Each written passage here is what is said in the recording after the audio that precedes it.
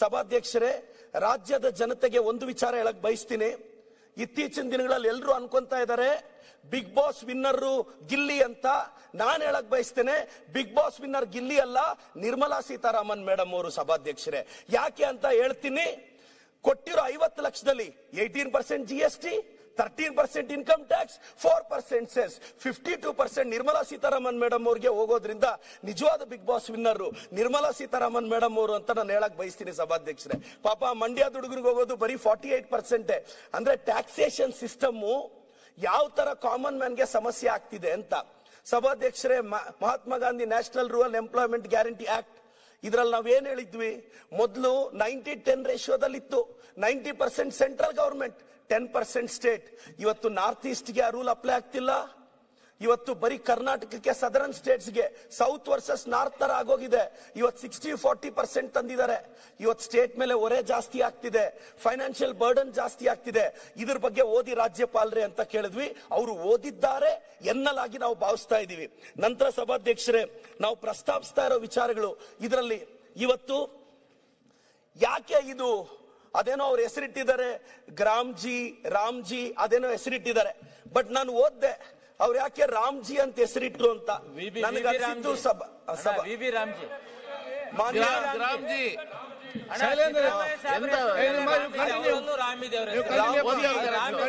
ರಾಮ್ಜಿ ಅನ್ನೋ ಹೆಸರು ಯಾಕಿಟ್ರು ಅಂದ್ರೆ, ಸಭಾಧ್ಯಕ್ಷರೇ, ಅಯೋಧ್ಯೆಯಲ್ಲಿ ರಾಮ ಮಂದಿರ ಕಟ್ಟಿದ್ರು, ಅಯೋಧ್ಯೆಯಲ್ಲಿ ಶ್ರೀರಾಮಚಂದ್ರ ಇಂಡಿಯಾ ಕೂಟಕ್ಕೆ ಒಲಿದು ಬಿಟ್ರು. ಸೊ ರಾಮ ಒಲಿಲಿಲ್ಲ.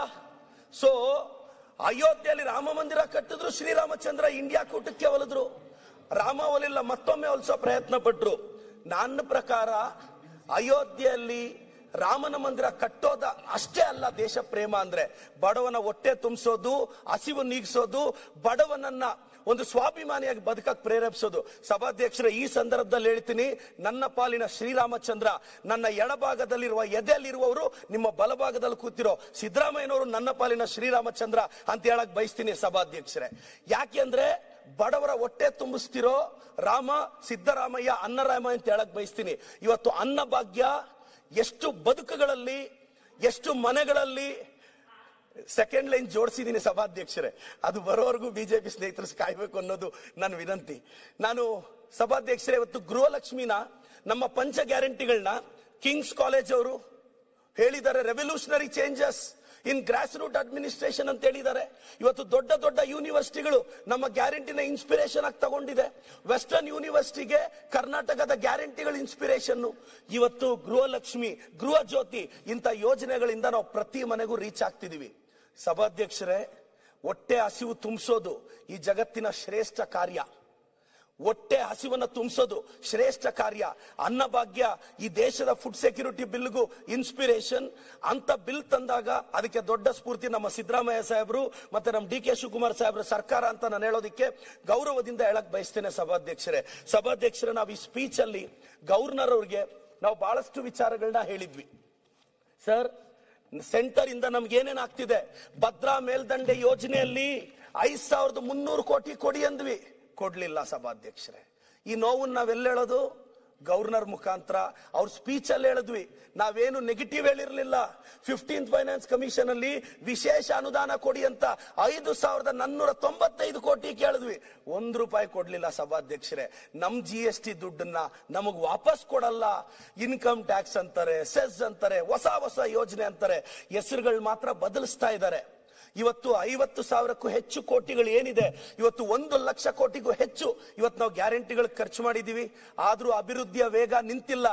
ಅಭಿವೃದ್ಧಿಗೆ ಹಣ ಇಲ್ದಿದ್ರೆ ಪೆರಿಫೆರಲ್ ರಿಂಗ್ ರೋಡ್ ಆಗ್ತಿತ್ತಾ, ಮೆಟ್ರೋಗೆ DPR ಬರ್ತಿತ್ತಾ, ಇವತ್ತು ಗ್ಯಾರಂಟಿಗಳನ್ನ ಯಶಸ್ವಿಯಾಗಿ ಕೊಡ್ತಿದ್ವಾ, ಪ್ರಗತಿ ಪಥ ಬರ್ತಿತ್ತಾ? ಹಳ್ಳಿ ಜನಕ್ಕೆ ಇವತ್ತು ಕಾಂಗ್ರೆಸ್ ಸರ್ಕಾರ ಒಂದು ಭರವಸೆ ಮೂಡಿಸಿದೆ. ನಮಗಾಗ್ತಿರೋ ಅನ್ಯಾಯನ ನಾವು ಹೇಳ್ಕೊಂತ ಇದೀವಿ. ಸಭಾಧ್ಯಕ್ಷರೇ, ಗ್ರಾಮೀಣ ಸ್ಥಳೀಯ ಸಂಸ್ಥೆಗಳಿಗೆ 10,000 ಕೋಟಿ ಕೇಳಿದ್ರೆ ಸಾಕಷ್ಟು ದುಡ್ಡು ಕೊಡೋದೇ ಇಲ್ಲ. ಸಭಾಧ್ಯಕ್ಷರೇ, ಸ್ಥಳೀಯ ಸಮಸ್ಯೆಗಳಿಗೆ 5250 ಕೋಟಿ ಕೇಳಿದ್ರೆ ಅದು ಕೊಡಲ್ಲ. ಕೇಂದ್ರ ಸರ್ಕಾರ ನಮಗ್ ಮೋಸ ಮಾಡ್ತಾನೆ ಬರ್ತಿದೆ. ನಾವು ಹೋಗಿ ದೆಹಲಿ ಅಂಗಳದಲ್ಲಿ ಕೇಳಿದ್ವಿ, ಈ ಸದನದಲ್ಲಿ ಕೇಳದೆ ಮತ್ತೆಲ್ಲಿ ಕೇಳೋ ಸಾಧ್ಯ? ನಮ್ಮ ಗವರ್ನರ್ ಸ್ಪೀಚ್ ಅಲ್ಲಿ ಇಷ್ಟೆಲ್ಲಾ ವಿಚಾರಗಳು ಬರ್ಕೊಟ್ಟಿದ್ವಿ. ಸಭಾಧ್ಯಕ್ಷರೇ, ನಾವ್ ಇದನ್ನೇ ಇನ್ನೇನು ಹೇಳಿರಲ್ಲ. SC ST ಗಳಿಗೆ ಅವ್ರ ಎಂಪವರ್ಗೆ ನರೇಗಾ ಆಕ್ಟ್ ಅಲ್ಲಿ 33% ವುಮೆನ್ ಪಾರ್ಟಿಸಿಪೇಷನ್ ಇರಬೇಕು. ಇವತ್ತು ಕರ್ನಾಟಕದಲ್ಲಿ ಮೋರ್ ದೆನ್ 50% ವುಮೆನ್ ಪಾರ್ಟಿಸಿಪೇಷನ್ ಇದೆ. ಮಹಿಳಾ ಸಬಲೀಕರಣ.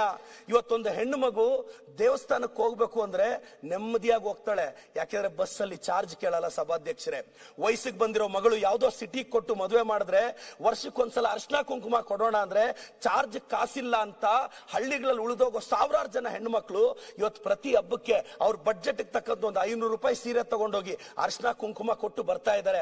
ಆ ಹೆಣ್ಣು ಮಕ್ಕಳ ನಗುವಿಗೆ ಕಾರಣ ಆಗಿದ್ದು ನನ್ನ ಸರ್ಕಾರ, ಕಾಂಗ್ರೆಸ್ ಸರ್ಕಾರ, ಮಹಾತ್ಮ ಗಾಂಧಿ ಗುರುತಿಸಿಕೊಂಡ ನನ್ನ ಕಾಂಗ್ರೆಸ್ ಸರ್ಕಾರ ಅಂತ ಹೇಳಕ್ ಇಷ್ಟಪಡ್ತೀನಿ. ಸಭಾಧ್ಯಕ್ಷರೇ, 1915ರಲ್ಲಿ ಮಹಾತ್ಮ ಗಾಂಧಿ ಅವರು ನಮ್ಮ ಪಕ್ಷದಲ್ಲಿ ಒಂದು ಮಾಸ್ ಪೊಲಿಟಿಕಲ್ ಮೂವ್ಮೆಂಟ್ ಮಾಡಿದ್ರು.